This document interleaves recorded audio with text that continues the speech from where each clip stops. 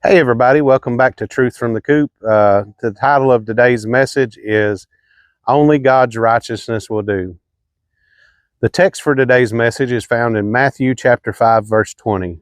In it Jesus said, "For I say to you that unless your righteousness far surpasses that of the scribes and Pharisees, you will not enter the kingdom of heaven."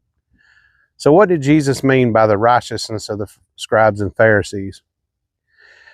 Well, the religious leaders at the time, they would teach strict adherence to the law, in so much that if somebody fell, if somebody messed up and broke one of the laws, they were quick to point that out. And they were quick to belittle and demean people for that. But the problem was they were hypocrites because they frequently broke the law themselves.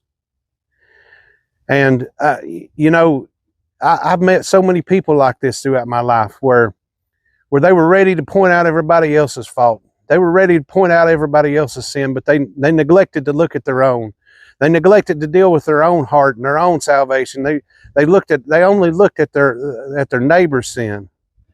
Friend, I'm going to tell you what, beating down your neighbor and making him seem like he's far worse off than you is not going to get you to heaven. They would also make sure whenever they were doing anything like fasting and praying or giving, that man knew that they were doing it, that everybody around them knew it. See, when they would fast, they would make themselves look dirty and sickly and poor. That way people would know that they were fasting. Likewise, whenever they would go into the temple to give their tithes or offering, they would make sure and make a big show out of it. I'm going to tell you right now, you can fast every day of the month. And you can pray 10 times a day, but that's not going to get you to heaven.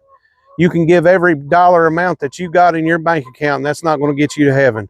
Now, I'm not saying fasting and praying's bad, and I'm not saying giving's bad. I'm just saying those things are not what's going to get you to heaven.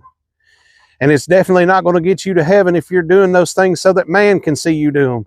Because it's not about doing it because man can see you to do it. It's about doing it because God wants you to do it.